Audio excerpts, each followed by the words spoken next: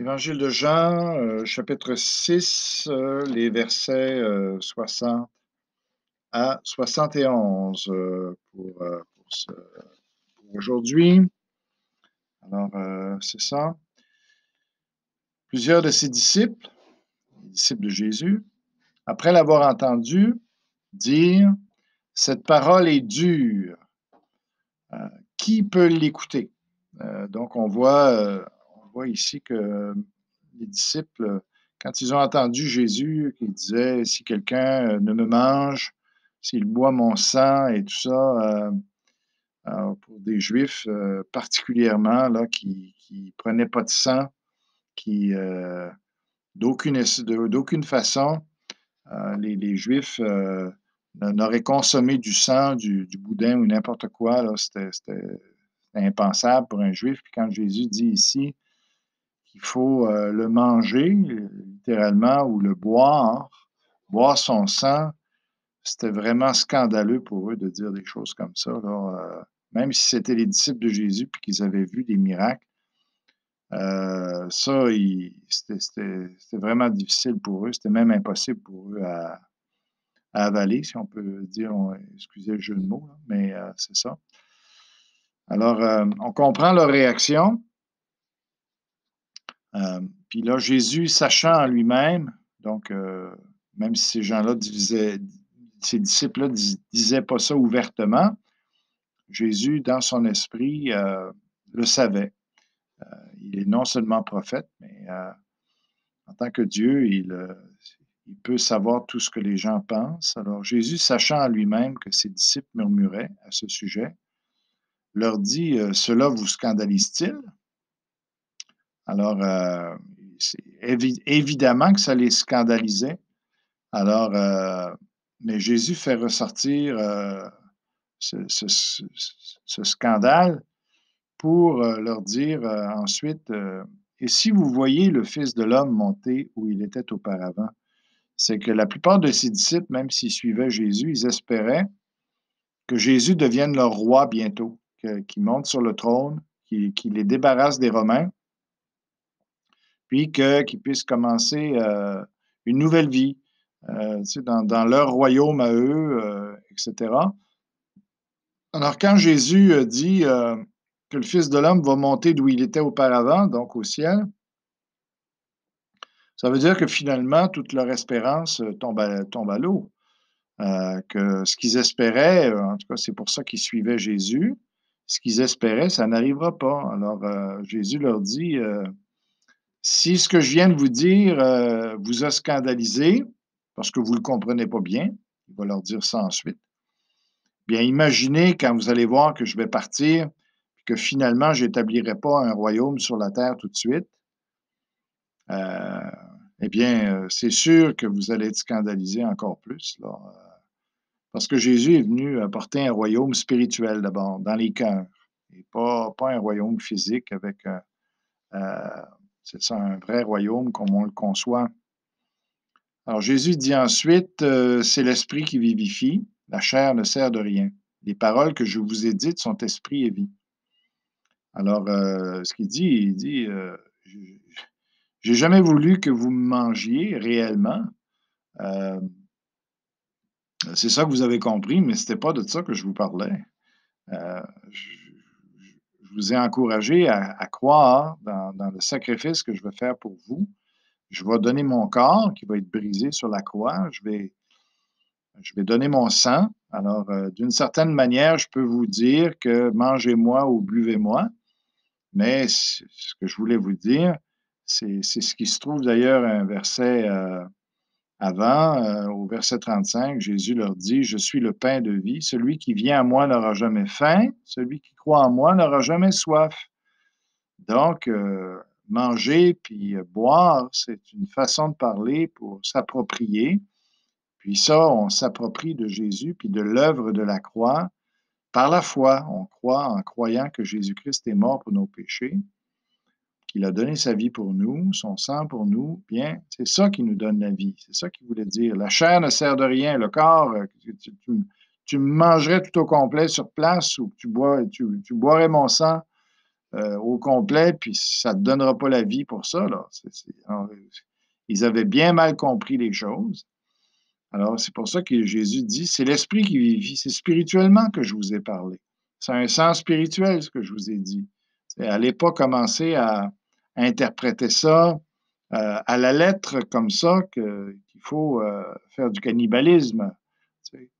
Mais on voit que leur intelligence spirituelle n'était pas très développée. Mais il en est parmi vous quelques-uns qui ne croient point. Alors, Jésus dit, c'est pas étonnant que je vous scandalise parce que vous ne croyez pas en moi de la bonne manière. Vous me suivez parce que je fais des miracles, parce que je vous donne à manger, parce que, bon, parce que je crée en vous un espoir de voir un royaume. Mais dans le fond, vous ne croyez pas en moi de la manière que vous devriez croire. Vous ne croyez pas en moi pour être le sauveur de votre âme. Mais vous croyez en moi selon vos espérances. Mais c'est pas ça. C'est important de ne pas simplement croire en Jésus, mais il faut aussi croire de la bonne façon en Jésus. Et ici, ces gens-là, même s'ils suivaient Jésus, ils ne croyaient pas en lui de la bonne manière. Ils ne croyaient pas les bonnes choses.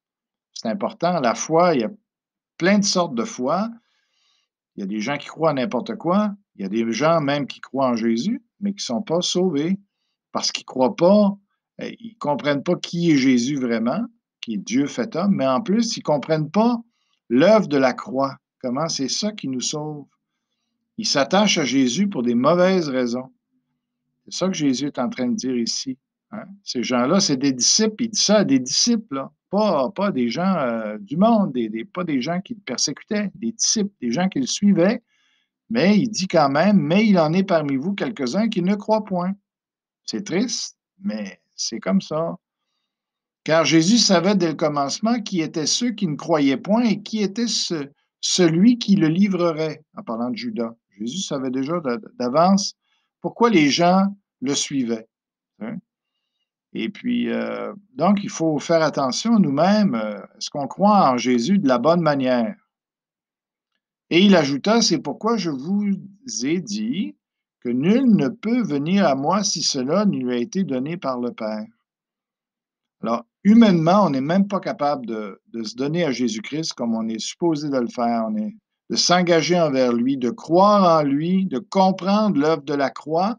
Qu'est-ce qu'il a fait vraiment sur la croix pour nous? Pourquoi c'était si important? Humainement, on n'y arrive même pas. On n'est pas capable de saisir l'œuvre de la croix. Pourquoi il fallait que Jésus paye pour nos péchés? Tu sais, alors que des fois, même on pourrait dire, ben, ça n'a pas d'allure. Quelqu'un qui paye pour un autre, tu es supposé de payer pour tes propres affaires. Non, non. Mais alors, il faut absolument qu'on soit touché par Dieu. C'est pour ça que je vous dis que c'est important que vous priez et puis que vous dites à Dieu, touche-moi. C'est ça qu'il dit. C'est pourquoi je vous ai dit que nul ne peut venir à moi si cela ne lui a été donné par le Père. C'est pour ça qu'il faut demander à Dieu, attire-moi, donne-moi ce qu'il faut pour croire de la bonne manière. Alors, dès ce moment, plusieurs de ses disciples se retirèrent et n'allèrent plus avec lui. Alors, ils l'ont abandonné. Tu sais, ils ont dit, ça n'a pas d'allure son affaire. Et puis, ils nous scandalisent en plus. Alors, ils l'ont abandonné parce c'était pas des vrais croyants. Quand tu es un vrai croyant, que Dieu t'a réellement touché, tu ne peux plus t'en aller après. Puis on va le voir ensuite, là. Jésus donc dit aux 12, parce qu'il va faire ressortir ce principe-là, que les vrais ne s'en vont pas. Et on va voir pourquoi. Et vous ne voulez pas vous aussi vous en aller? Il invite les disciples quasiment à s'en aller. Tu sais? Alors, Jésus n'est pas attaché aux gens. Il y a plein de monde qui c'est des vendeurs. Ils essayent de... Ils sont prêts à utiliser n'importe quel moyen pour que les gens soient des adeptes, pour qu'ils adhèrent à leur religion ou qu'ils adhèrent à leur croyance. Mais Jésus n'a même pas cette attitude-là. Lui, Jésus, c'est pas lui qui a besoin de nous. Lui, il est Dieu, puis il suffit en lui-même, puis c'est nous qui avons besoin de lui. Alors, c'est nous qui devrions courir après Jésus, puis on n'a pas besoin de trucs pour attirer les gens. C'est les gens malhonnêtes qui font des choses comme ça, mais dans le fond, on n'a pas besoin de faire ça. On est dégagé de ça. Si on offre le salut aux gens, si on parle aux gens du salut, de Jésus et tout ça, c'est pas pour nous. C'est pas pour qu'on fasse de l'argent avec eux. C'est pour eux qu'ils soient sauvés. Parce que c'est la vérité. Alors Jésus dit donc aux 12, et vous, vous ne voulez pas vous aussi vous en aller? Simon-Pierre lui répondit, Seigneur, à qui irions-nous? Tu vois les paroles de la vie éternelle. Là. Il avait compris de quoi d'important, là. Hein? Et il dit, on n'est plus capable de s'en aller. On tombe dans le vide, là. Si on te quitte, on est tellement convaincu que ce que tu dis est la vérité, puis que là, on voit tous les autres, les mensonges qui sont dans le monde. On ne peut plus se détacher de toi, on ne peut plus te laisser tomber. Alors, mais Jésus va corriger le tir là-dessus après, parce qu'il dit, et nous avons cru et nous avons connu que tu es le Christ, le Saint de Dieu. On le sait que c'est toi, le Sauveur du monde. C'est toi qui vas régner un jour sur la terre, puis qui va faire un monde nouveau. On est convaincu de ça, que tu es l'envoyé de Dieu, que tu es mis à part par Dieu. Mais là, Jésus va corriger. Jésus leur répondit, n'est-ce pas moi qui vous ai choisi, vous les 12? Alors, Pierre est en train de dire, hey, nous, on a compris mieux que les autres. Tu sais, c'est nous autres qui t'avons choisi, puis c'est nous autres qui avons cru en toi, puis on sait que tu es. Et Jésus va leur dire, hey, je viens de vous le dire, c'est le Père qui, ça prend que le Père vous touche, vous attire. Alors, pensez pas que c'est parce que vous êtes plus smart que les autres là, que vous êtes en train de me suivre. C'est moi qui vous ai choisi. C'est moi qui, tu sais, qui. Puis le Père vous a touché parce que c'est ce que je voulais, puis c'est ce qu'il voulait. Alors, n'est-ce pas moi qui vous ai choisi, vous les 12? Et l'un de vous est un démon. Donc, en parlant de Judas, il dit, lui, je le sais qu'il n'est pas sauvé, je le sais qu'il va me trahir, je le sais qu'il est, il est dans l'autre camp. Tu sais? Et Jésus savait tout ça, mais il y avait une raison pourquoi Jésus l'a amené dans le groupe des 12. Il parlait de Judas Iscario, fils de Simon, car c'était lui qui devait le livrer, lui, l'un des 12. Alors, c'était prévu. Il fallait qu'il y ait un traître pour que Jésus meure sur la croix, pour que son œuvre ensuite de ça puisse tous nous sauver.